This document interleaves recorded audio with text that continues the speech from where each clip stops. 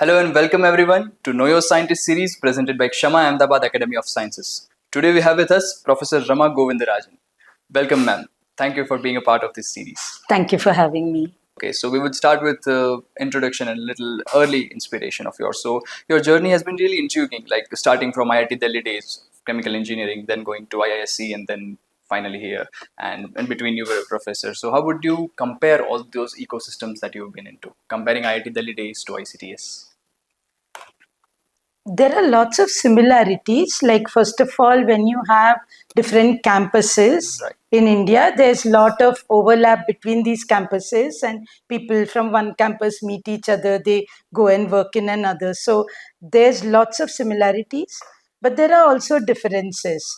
Like ICTS and IIT Delhi, if I compare, as an undergraduate in IIT Delhi and ICTS here, there the focus was more from an engineering point of view, and the jobs which follow from engineering, whereas here it's all about research. Okay. So Chemical engineering at IIT Delhi, and yes. then aerospace engineering PhD, Yes. right? So how did this shift happen from chemical to aerospace?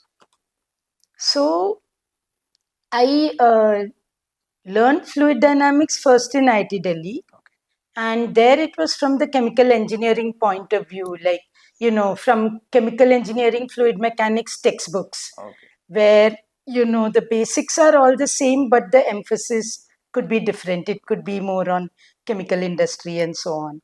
And then during my masters, I was a TA, a teaching assistant for fluid mechanics for 2 or 3 years, 2 or 3 semesters. And then when I was looking for a PhD topic in Bangalore, it turned out that Professor Rodam Narsimha, he was my PhD advisor. So he is a very broad scientist. He does a lot of work in fluid mech, connected to aerospace, fluid mech connected to the weather, climate, and so on. So at that time, I moved into aerospace with him. So it was not that I was new to fluid dynamics, but I was new to this emphasis of fluid dynamics. Great. So after your PhD, you went to Caltech for this Postdoc, right? yeah. So would you like to share a memory about how Caltech was different, or some memory of yours there? It was very beautiful, very, very high quality. And I loved the fact that, there were all these interactions, lots of interactions with, big scientists who used to come to every student's talk. So every week there would be a lecture and everybody would collect and they would have tea together after that. And I enjoyed those things very much. At the same time, I felt it's a little more lonely, like it was a much smaller campus than I'm used to. And yeah, so it was a little harder to make friends. Although people were very nice, there were fewer people. Okay. So if you compare Caltech's campus to ICTS campus or IISc campus, would you rather do a research in India, or the Caltech was a ideal environment for research? I would say you can do good research in any of these places. Okay. Yeah, like it's not going to be very different in quality, Okay. the research that you do. In that sense, it was very good for me to go there to find that out. Oh. Otherwise, you think it's always better there or something like that.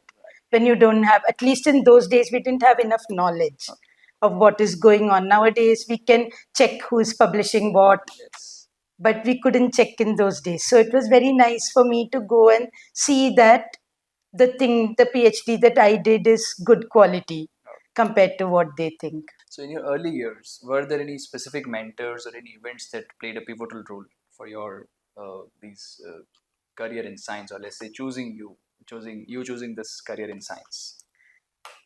I mean, there wasn't a specific mentor as such in my school days, although my maths teachers in my pre-university, they kind of encouraged me to write the JEE exam. Okay.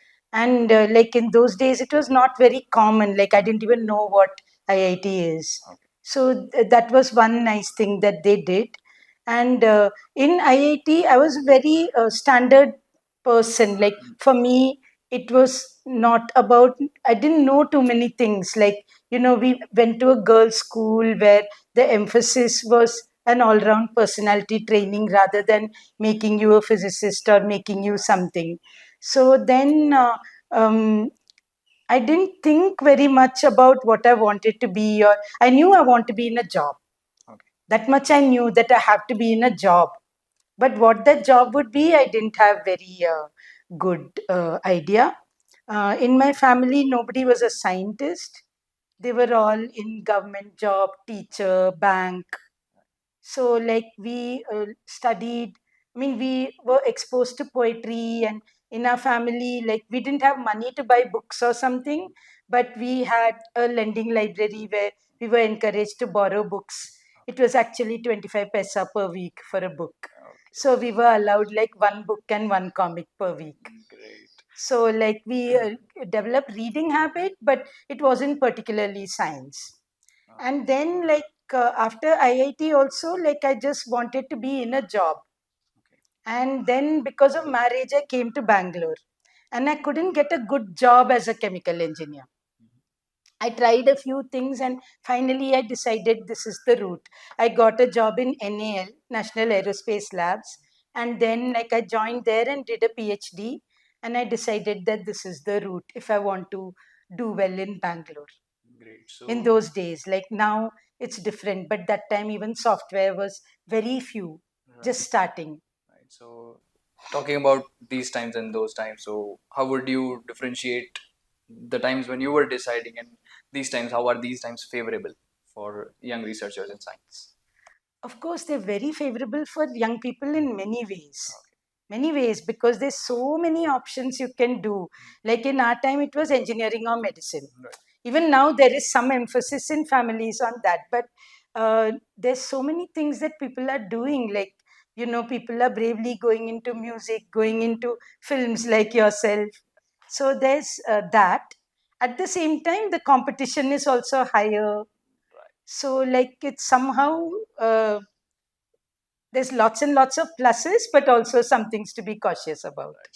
Coming back to your childhood, would you like to share a memory of yours that might would have an indicator of your great career in science? None. None. Yeah, I never thought I'll have a career in science. Okay, so any memories contrasting the same fact?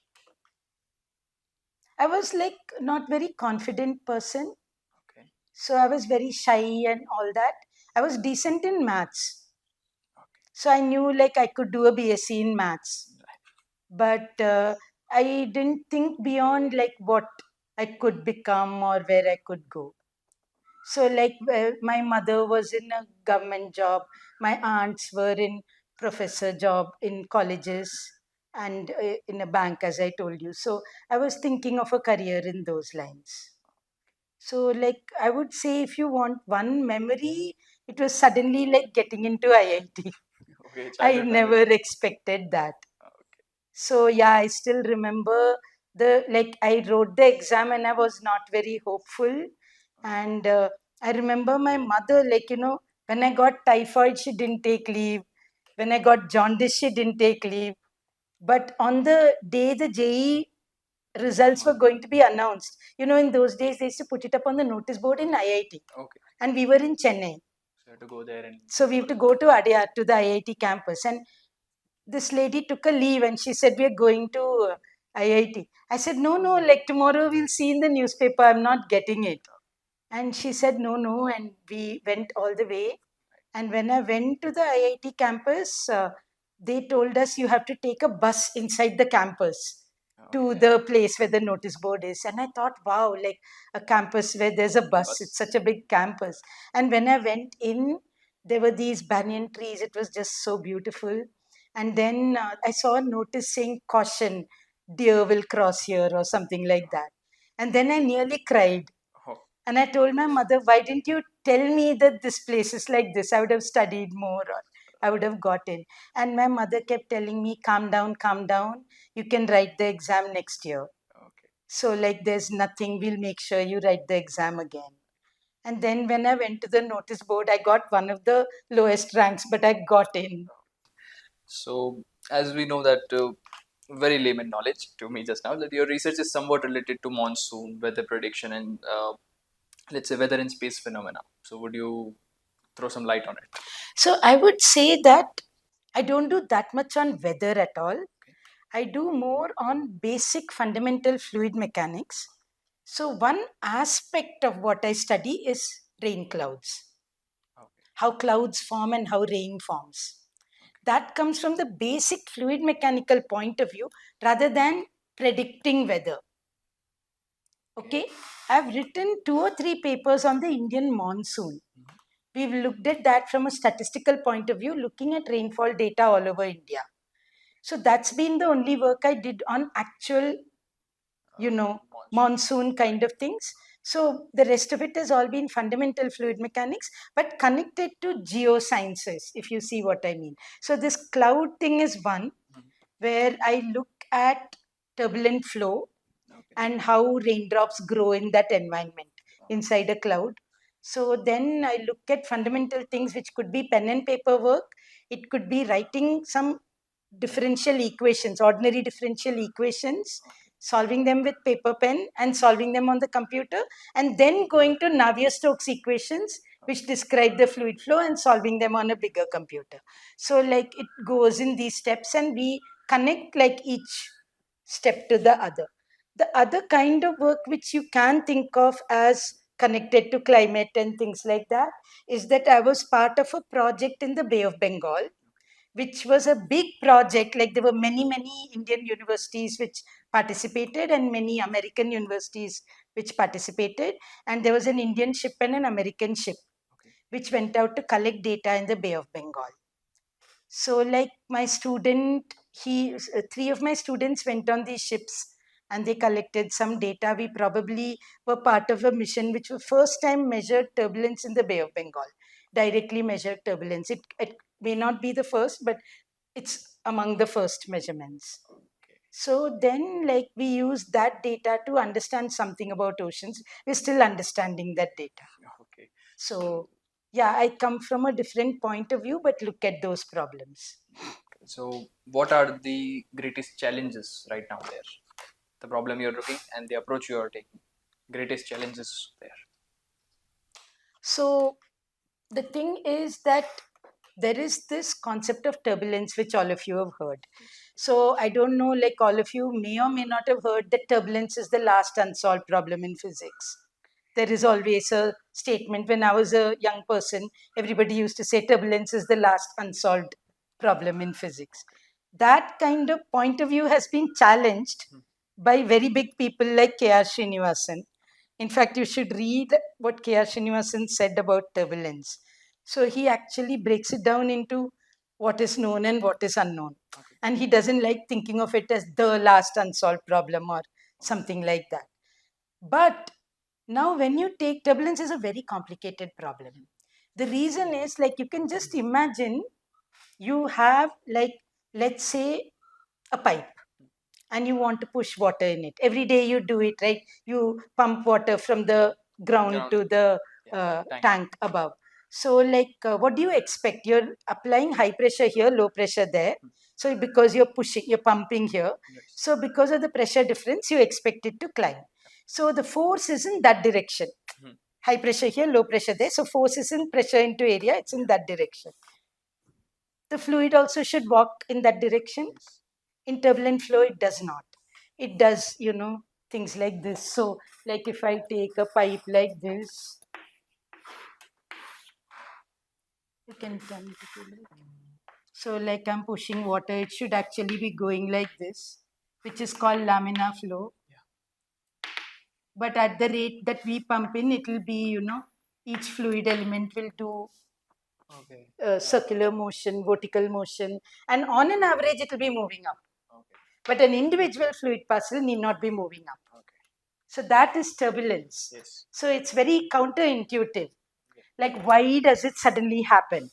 So that's itself a good question, and people know like lots of answers to this. So right now, like a lot is understood about why it's turbulent, what is turbulence, etc. But when you think of turbulence in connection with other things, for example, particulate flow, like in cloud, there are raindrops. Yes. Those raindrops are messing up the physics of turbulence. Okay. Because like raindrops, so the cloud has some water vapor. on the ocean surface, let's say there's water vapor, which is evaporating. The cloud collects this water vapor and climbs up. Because the water vapor and this thing is a little warmer and lighter than the surroundings, so it climbs. And at some height, when it reaches, the water vapor it's carrying, although some of it is lost on the way, water vapor it's carrying becomes saturated. And the reason is the temperature is going down as you go up. Okay. Yes. You flew in, right, this morning? What was the temperature outside the plane when you were there? Not known, but I know that there were pressure differences and temperature differences. We could feel that. The pilot would have announced the temperature outside. Maybe it was minus 40. I might not remember. It was a Yeah, night yeah. time. Yeah, very low. Very low. Yeah. Very low. So it's actually mind-boggling. Like yahan pe it's 20 and there it's minus 40. So it's a 60-degree change in temperature. And it's like, suppose I'm walking horizontally. So it would, like I go from here to Gangama Circle and it is -6, -40 there. It's like that. That's a distance 10 kilometers. So very small distance upstairs, but the temperature gradient is very big. high. So this water vapor starts liquid. I mean, it basically starts condensing into little water droplets, and that's the formation of a cloud, right? Now, when you have water droplets in turbulence, that's a very, very complicated problem because the condensation is happening. Condensation releases latent heat. So it will warm up like portions of the cloud wherever its droplets are forming. That latent heat is going to make the air lighter wherever it's warmer. So it's like warm, cold, warm, cold. There's a distribution of temperatures, and that creates baroclinic torque. So it creates more turbulence. Could you reframe this baroclinic torque? Baroclinic torque means, okay, like, okay, think about it like this. Suppose I take a Diwali flower pot, pooljadi, that thing, whatever it's called, anar. Now, if I take the anar and I keep it like this, then it's stable. Like the bottom is there and it's like this. Suppose I invert it. It's unstable. So it will rotate and fall. So there'll be a torque created and it will fall. So similarly, like if I have heavy fluid, which is slightly above light fluid, it's unstable. So it will do this. So there will be like a potential energy which is heavy on top of light converting to kinetic energy. So that is baroclinic torque in a simple way of thinking. How do you arrive to those differential equations that you mentioned earlier? So we know about a fluid, we know that it conserves mass, it conserves momentum, there can be energy conservations. So we know all the conservation laws. So we write them in the context of a fluid. And for a simple fluid without any heat or whatever, it's a famous Navier-Stokes equations, which are momentum conservation, and we know the continuity equation, which is the mass conservation. So we write variants of it, variants of these equations, depending on what else is the physics in the problem. And sometimes, like particles, the droplets can force the air can force the droplets. So we have to think about how they force each other. So there'll be force terms from one equation to the other. Coupled equations. We write equations. You can write actually an equation for each droplet. But there are quadrillion droplets, so you can't solve all of them. So what's your favorite part about it? Writing the differential equation and the whole process. Yeah, writing the differential equation is one favorite part where we learn to throw away the physics we can ignore. Always we're doing approximations, we're doing major approximations. So like whether or not it will be correct is a challenge. Whether or not you're throwing away something important is a challenge. If you're throwing away something important, then which part of the physics are you keeping? To recognize that is important. So to write the correct equation or semi-correct equation is a challenge. Going a little bit off topic, talking so much about turbulence, why did you not consider about plasma, like making a career in plasma and stuff? I'm just new to this, and I know that plasma is also somewhat related to turbulence and learning about it. So what's your view on that? So it's very interesting. And I think in your place in Ahmedabad, there's a lot of work on that. But I never was into it, primarily because I'm from an engineering background. So like I came as a chemical engineer, so these things interest me more, the chemistry of, thermodynamics of raindrops, all of that, and the mechanics of it. So yeah. Got it. Coming back to our Indian monsoons, so it's heard that it's difficult. Indian monsoons are different than monsoons everywhere else. Is it so? So there are similar monsoons in a few parts of the world, Okay. and probably Professor Debashish Sengupta, comes to ICTS once a week. Maybe you should get in touch with him and ask him more about it, Okay. and he will be able to enlighten you much more on the thing. But yeah, there are some differences, but Indian monsoon is A, the strongest, Okay. and B, the one where most people are dependent, like 2 billion people, or I mean, India and many countries in the neighborhood.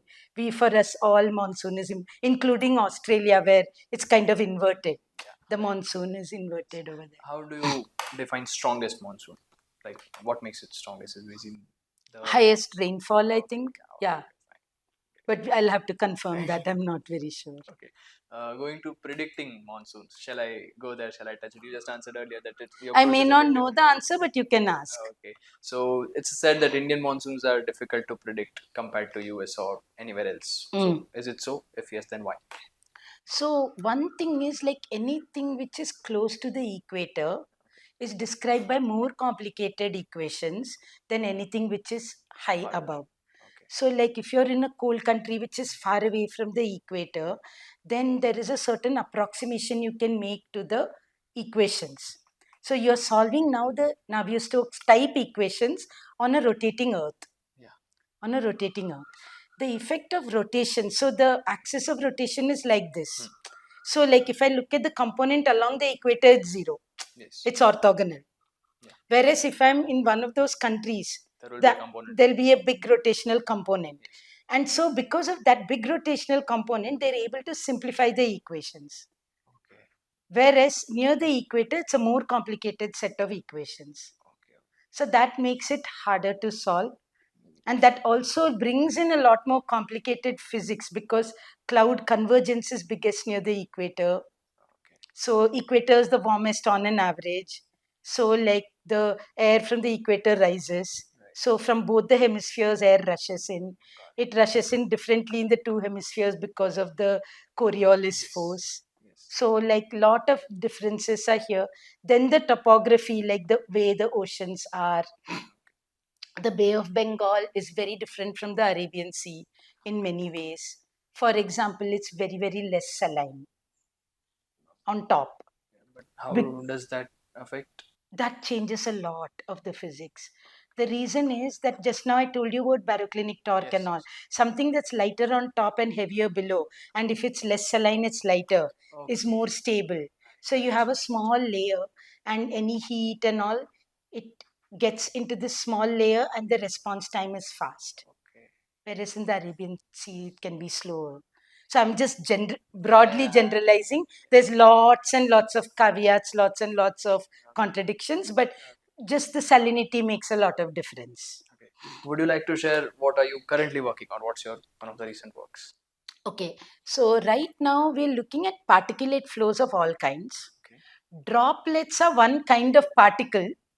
We pretend they're solid particles, but we can actually study actual solid particles, for example, in a dust storm or a snowstorm or pollution which is dispersing, things like that. So we try to write equations for those things. We try to write simpler equations which are continuum, like rather I told you we can't solve for each particle separately.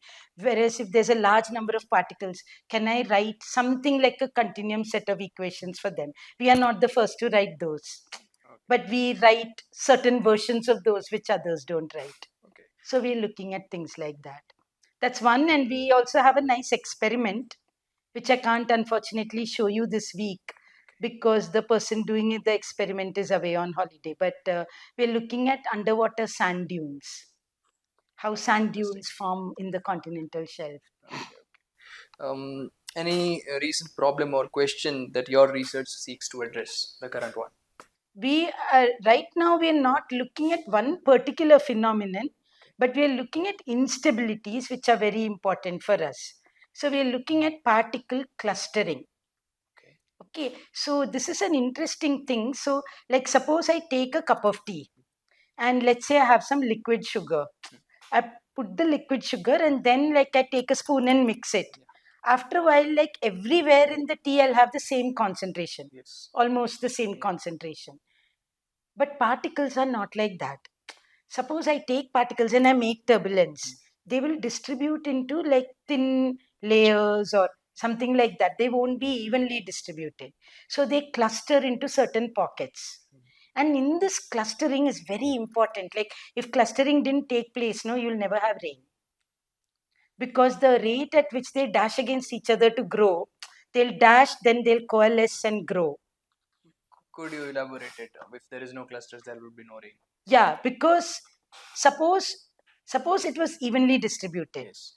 just like molecules. Okay. So you've studied in your school mean free path between Yes. molecules. So you can look at a collision rate. Yeah. You can come up with a collision rate when everybody is walking in a random walk. Yes. If the droplets were walking like that in random walk, and they have to grow by colliding and joining together. Okay. Okay. And if that process will be too rare if they were not clustered. Okay. So because they clustered into thin places, the probability of collision goes high. So clustering is very important for many things, including rainfall. So we look at that question of when do things cluster. And we do stability analysis, various analysis to find features of clustering in different scenarios. Okay, so the instability that we just discussed, could you share any application, recent or a famous application of the same? These are the famous applications like raindrop formation and also like how plankton sink in the ocean. So normally, plankton, those little animals, uh, they're between plants and animals. They do photosynthesis, but they can move. Okay. And then there are classes of plankton which are more and more animal-like, like zooplankton and things like that. And these animals are very important for us because, like, they can suck a lot of carbon from the atmosphere, so they can mitigate climate change, and they will sink to the ocean, deep ocean. So how fast they sink, how fast they can grab the carbon, this all is part of clustering, like it can be aided by clustering. Okay. So yeah. Got it. So, as we know that collaborating is a hallmark of modern science. So, would you like to share any recent or your favorite collaboration, maybe inter-department or interdisciplinary, inter-institute, any collaboration of yours? Many. Would you like to share any? Yeah, I can share several. So, one, for example, a beautiful collaboration is with my own colleague Vishal Vasan, who sits upstairs in Yes, that yes. office. He's an amazing mathematician, and he is very, very good in everything. So it's my great luck that he could collaborate with me. So we've been looking at these particle dynamics in flows. So one of the aspects I work on with him. Then there is a collaboration with one guy whom I've never met in person, but we meet on Zoom all the time, who is in France, and he got in touch with me like 5 6 years ago, maybe even more, and we've been meeting on Zoom since then. His name is Domenico Truzzolillo, and initially he wanted to do an experiment which was testing my theory. One of my old theories, he wanted to test it, so he set up the experiment, and we struggled for many years with that and nothing came out. And then, like, he came up with a nice idea that it is um, although these fluids we were using should not have surface tension, there was an effect of surface tension. And then we started looking at that, and we got a very nice paper recently. Great. So, like, yeah, this is another collaboration where he's effectively like a friend, although I've not Okay. met him in person. I hope to meet someday. So, like that, there are many. Like, recently we wound up a collaboration with somebody in Stanford. We have ongoing collaborations. Right now, I'm writing a paper with somebody in the Indian Institute of Tropical Meteorology in Pune. So, like, yeah, within India and outside, we So, have good collaborations. what do you enjoy the most about being a scientist? Being in touch with young people. Great. Yeah. Yeah, because they challenge me. Mhm. They they think very fast, and I really enjoy that. Okay. Any unseen or lesser known challenges of academic or research life, especially for women? There are challenges. I faced many very direct challenges in the early days, which are not relevant now for most women who come in. But even now, there are challenges. There are challenges from the family side because, like, the inherent situation of doing a PhD, like, makes a person, like, after their full MSc or whatever, they have another 5 years of PhD, another 3 years of postdoc. And obviously, families get worried about their becoming a mother or things like that. So, those challenges are there. And there are other challenges even in the workplace which are not so evident nowadays, but you still come across. Okay. So, like, I mean, because I'm in touch with many young women, they tell me things which I see that sometimes things are not easy for them. Given you an authority to change a rule or change an environment or ecosystem to make things equal, at Mm. least we know research is challenging, but it is more challenging to women. Let's improve it. What would be the steps? So, there are many steps we can take. One thing is that, a lot of biases nowadays are unconscious biases. Nowadays also. Yeah, nowadays. In the olden days, they might be conscious biases. Like, we all know the story of some, I don't know the story really, you'll have to do the research, but C.V. Raman said no to a girl student. And that was a conscious bias. Like, he just saw a person and said, I won't take you. Yeah. Whereas now it could be unconscious, like the man or woman, the senior person themselves don't know that they're biasing. Okay. They're just doing it without knowledge that they're biasing. So they're not doing it to hurt the other person, but the effect can be of that. So, like, some training on unconscious bias will be very useful. One should be more aware of what they're doing. Yeah, Okay. yeah. For example, in America or somewhere, they did one research some several years ago where they okay, two things I remember. One is they gave resumes to senior faculty. They removed the name only, and they said, no, they did not remove the name. They gave resumes to senior faculty, and they said, choose the shortlist the ones we want in our department. We want to interview for our department. Right. And both men and women who are senior. So women like me are also not forgiven. Like, they also chose the men over the women. Okay. So that came out as a result of that research. And another one is where they interviewed a lot of young students coming out of their MSc exam or something, again in some other country. And all the boys, they asked, how did you do? How did you do? And they asked them to predict their marks. And then they checked the actual marks. And they saw that all the boys had over predicted their marks, I mean, a majority, and many girls had under predicted their marks. So that means girls are less confident. So somewhere their confidence is not there. So, like, we should attack it at a young age, like, make them more confident. So, talking about the personal and professional life balance, how did you manage? I think, like, this should be a nice formula for everybody. Like, in my house, we don't have very predefined roles. Like, this is my job or that is your job. We both work in the kitchen, me and my husband. We've always done everything for the children together, like, taking them to school or getting them ready, anything. So that worked out very well. So, because we didn't have defined roles, it was very easy for one of us to travel. Okay. Then the other person doesn't have to be in trouble when one travels. Right. Time dependent roles in a way. Yeah, like when one is traveling, the other does more, like that. So I think, like, simple cooperation like that, which I see among lot of young couples, like, it's very common now. So, like, I don't think that's something we need to worry about. Okay. How do your kids look up to you as a researcher? What are their experiences? Because a researcher's life compared to, let's say, any other job is a little bit different. even mentally, psychologically. We are occupied. In our Yeah. brains, there are things going on.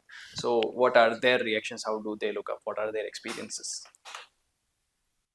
I think, like when my kids were growing up, whenever I went home, I became a mom. Okay. Like I did not confuse with science over there.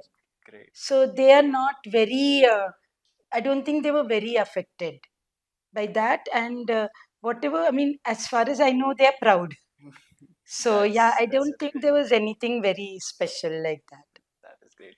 So, as you mentioned, your mom played a big role for Yes. the. So, as a mom, what would you want to improve? Like add on, like every generation improves, and so something that you think there is a generational need of improvement. I think it's important to recognize your kid for what they are Okay. and nurture them in that. But I think it's important to go with the kids' talent and the kids' interest rather than what you want to see in them. So, like, you shouldn't have this thinking, I didn't become this, so I want my kid to have that. Okay. That shouldn't be the thing. It's like, who is he or she? In a way, you overcome yourself. Yes.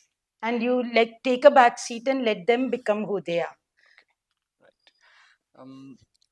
How do you envision this field, fluid dynamics, in next 5 to 10 years, and anything that you're specifically excited about, a new direction or a new topic coming up?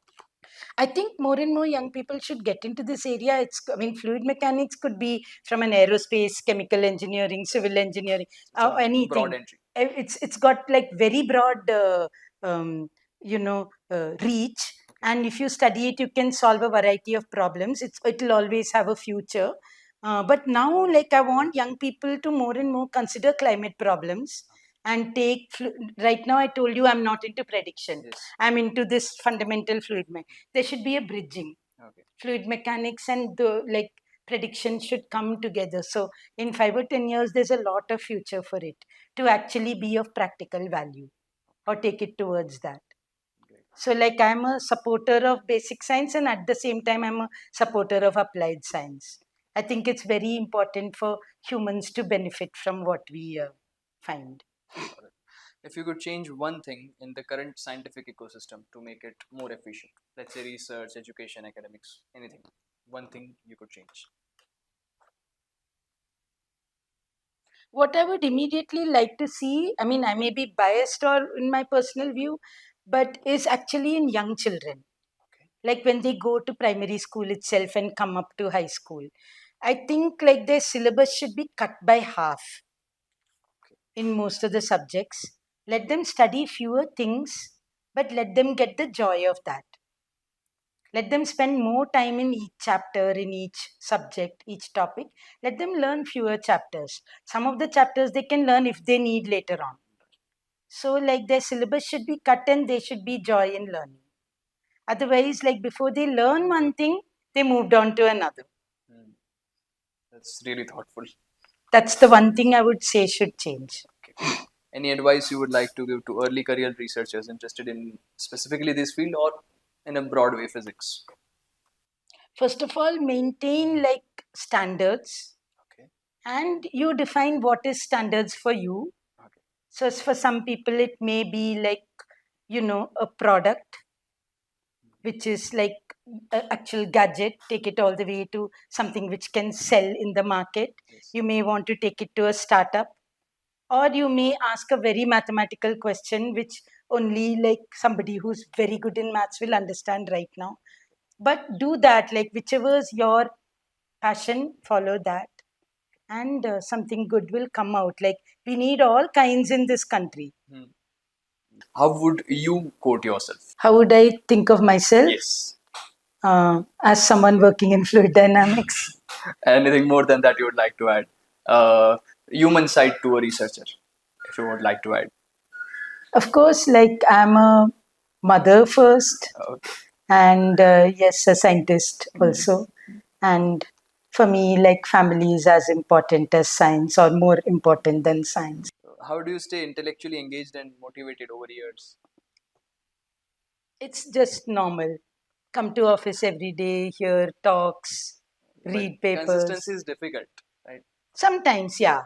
There can be bad years when, You're trying a lot of things. It's not that you're demotivated, but nothing becomes a product or nothing becomes a finished thing. Everything becomes bad. And what still drives you? Just try other things, that's all. Okay. So like over the years you get used to that every day this is like creative work, so every day cannot be the same productive as every other day. So but do your best, like do those hard calculations. Okay. Those hard calculations may not reach you somewhere, but still doing them is a learning, and I mean after 5 years you'll use it. It won't go waste. Okay. Any books or practices or philosophy that shaped your scientific outlook? My scientific outlook was primarily shaped by my thesis advisor Rodam Narsimha. Okay. He's been a very big influence, and he has like very good views on science, and from him I learnt unconsciously. Okay. Yeah.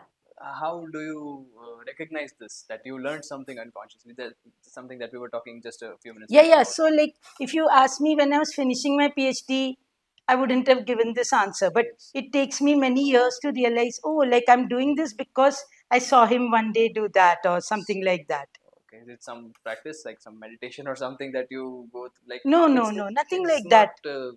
You just become more aware, like, of where things came from. Okay, with time basically. Yeah, with time you just see that, and you say, oh, like if he'd not been my advisor but somebody else had been my advisor, You'd have been I different. wouldn't have followed this path. Okay.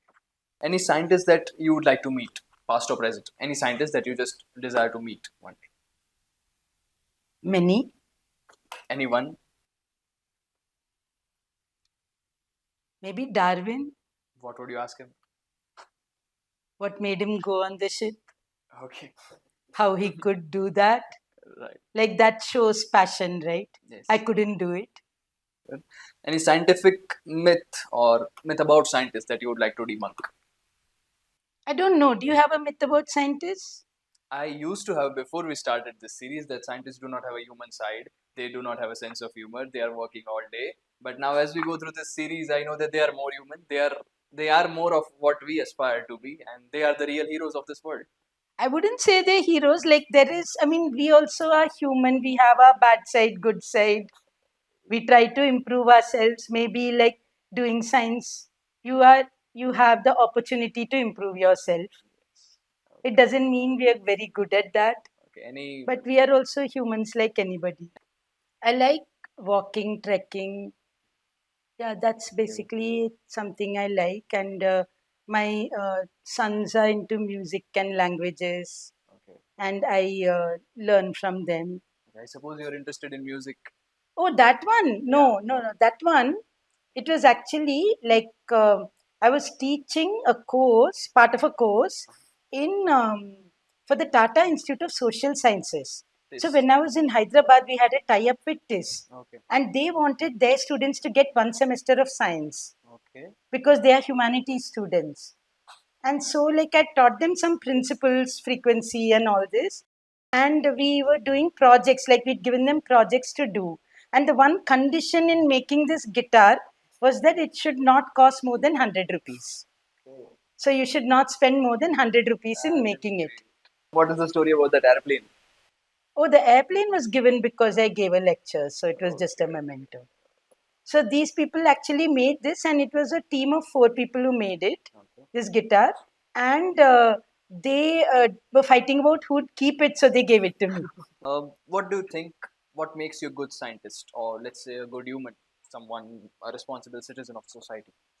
I think like the first thing is try your best not to hurt anyone, try your best to be good to people, and that is a mark. And also, like when you see something in your neighborhood or something in your locality, you can try to help that. Like instead of just accepting that, like for example there's garbage collected somewhere, you can try to help that by coming together as citizens and trying to clean it up, or some small steps we can take as citizens. Where can your audience follow your work? Where can we see what's with the latest research papers by you?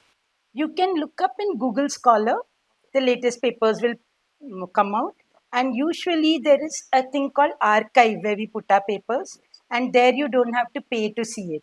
It will be a previous version of our paper, which will give you most of what is there in our paper. This is the last question. What would be your message for aspiring scientists and in general public? Just follow your dream. Don't be scared of it.